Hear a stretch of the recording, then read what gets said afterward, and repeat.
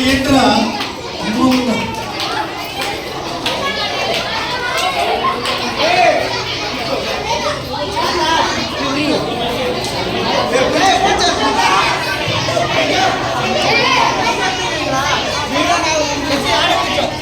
Okay okay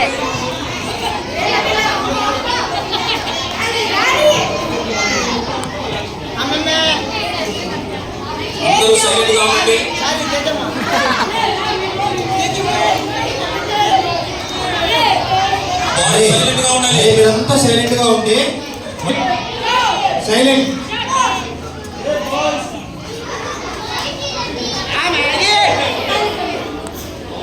అందరికీ praise the lord.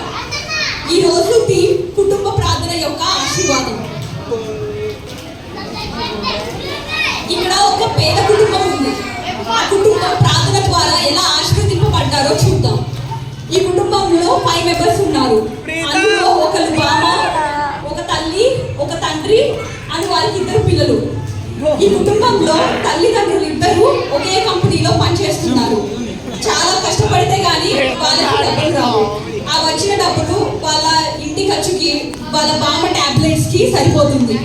వాళ్ళ పిల్లల ఫీజుకి వాళ్ళు అప్పులు చేసి చాలా కష్టపడి వాళ్ళని చదివిస్తున్నారు. బాగా కష్టపడితే గానీ ఈ తల్లిదండ్రులకి పని రావు. ఇంట్లో ఒక బామ ఉండేవారు. ఆమె బాగా ముసలివారు కాబట్టి పనికి వెళ్ళలేకపోయేవారు. కానీ ఈ బామ రోజు ఒక మంచి పని మాత్రం చేసేవారు. ఆమె కుటుంబాన్ని మొత్తం రోజు పొద్దున్నే 3 గంటలకు లేపి ప్రార్థనలో కూర్చోబెట్టి వాళ్ళ సాయంత్రం కూడా రోజు కుటుంబం మొత్తాన్ని ప్రేయర్లో కూర్చోబెట్టేవారు. అలా రోజు ఈ కుటుంబ ప్రార్థన చేసేవారు. ఈ కుటుంబం రోజు ఏమని ప్రార్థన చేసేవారంటే, యేసయ్యా, పనికిరాని వాళ్ళమయ్యా, మీరు మాకు సహాయం చేయకపోతే ఇంక మాకు ఎవరు చేస్తారు? అందరూ వదిలేశారు. మీరు మాత్రమే కదయ్యా మమ్మల్ని ఇప్పుడు దాకా కాపాడింది, సజీవులుగా ఉంచింది. దావీదు కుమారుడా, మమ్మల్ని దాటిపోకయ్యా, దావీదు కుమారుడా అని రోజు వాళ్ళ పరిస్థితి గురించి ప్రార్థన చేసేవారు. అప్పుడు దేవుడు వాళ్ళ కుటుంబానికి దేవదూతల్ని కాపలగా, రక్షణగా ఉంచారు. సాతాను కుటుంబంలోకి రాలేకపోయింది. సాతాను చాలా ట్రై చేస్తున్నా కుటుంబంలోకి రాలేకపోతుంది. ఎందుకంటే దేవుడు రక్షణ వాళ్ళ చుట్టూ ఉంది. అలా రోజుకి వాళ్ళ పరిస్థితి మారుతూ వచ్చింది. పిల్లలకి మంచి ర్యాంక్స్తో ఫ్రీ సీట్స్ వచ్చాయి. తల్లిదండ్రులకి ప్రమోషన్స్ వచ్చాయి. శాలరీస్ బాగా పెరిగాయి. వాళ్ళ బామ ఆరోగ్యం బాగుంది. అలా ఇంకా రోజు కుటుంబ ప్రార్థన మానకుండా చేసేవాళ్ళు. కొన్ని రోజులకి వాళ్ళ పిల్లలకి మంచి జాబ్స్ వచ్చాయి. వాళ్ళ అప్పులన్నీ తీరిపోయాయి. సొంత ఇల్లు కట్టుకొని ఇంటిలోకి వెళ్ళారు. కుటుంబం మొత్తం చాలా హ్యాపీగా ఉన్నారు.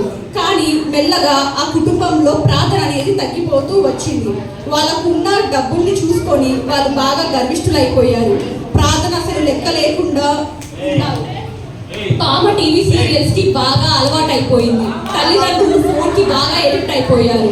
పిల్లలు ఫ్రెండ్స్ తో కలిసి సినిమాలకి, పబ్స్ కి వెళ్తున్నారు. దేవుడి భయం లేకుండా ఉన్నారు. దేవుడికి బాగా కోపం వచ్చి వాళ్ళ కుటుంబానికి పెట్టిన రక్షణను తీసేశారు. అప్పుడు వెంటనే సాతాను కుటుంబంలో పెట్టి వచ్చేసింది. పోయిన అనారోగ్యం మళ్ళీ సాతాను తెప్పించాడు. తల్లిదండ్రులకి వచ్చిన ప్రమోషన్ సాతాను తీసేసింది. పిల్లలకి వచ్చిన జాబ్స్ ని సాతాను పోగొట్టేసింది. వాళ్ళ ఇల్లు పోయింది. కుటుంబ ప్రార్థన చేయలేకపోవడం వల్ల వాళ్ళ మొదటి స్థితికి తిరిగి మళ్ళీ వాళ్ళు వచ్చేసారు. ఈ కథ మోరల్ స్టోరీ ఏంటి అంటే, దేవుడిని తక్కువ అంచనా వేయకండి. ఏ దారి లేనప్పుడు ఎలా ఇవ్వాలో దేవుడికి తెలుసు. అన్ని ఉండగా ఎలా తీసేయాలో, ఎలా దారికి తెచ్చుకోవాలో కూడా దేవుడికి తెలుసు. ప్రార్థన జీవితానికి దూరంగా ఉండి దేవుడిని బాధ పెట్టకండి. కనీసం ఈ రోజు నుంచి అయినా కుటుంబ ప్రార్థనలో ఉండండి. దేవుడిని సంతోష పెట్టండి. దేవుడిని అద్భుతంగా. Thank you. ఒక నిమిషం ఉండండి. ఇంపార్టెన్స్ ఆఫ్ ప్రేయర్ గురించి చెప్తారు. స్థితిని మార్చింది. నీ మోకాళ్ళ ప్రార్థన పునాదులను కదిలిస్తుంది. ఉపవాసం ప్రార్థన సైతాన్ని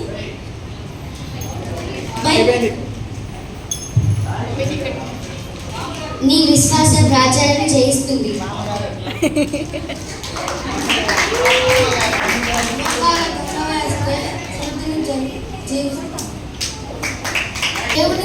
దేవుని స్వరం వినిపిస్తుంది. మీ ప్రార్థన దేవుని సన్నిధిలో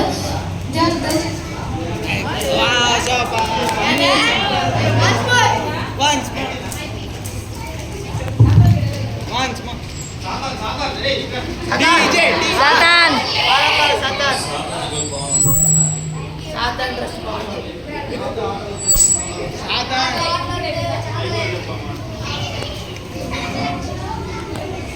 అందరికీ థ్యాంక్ యూ.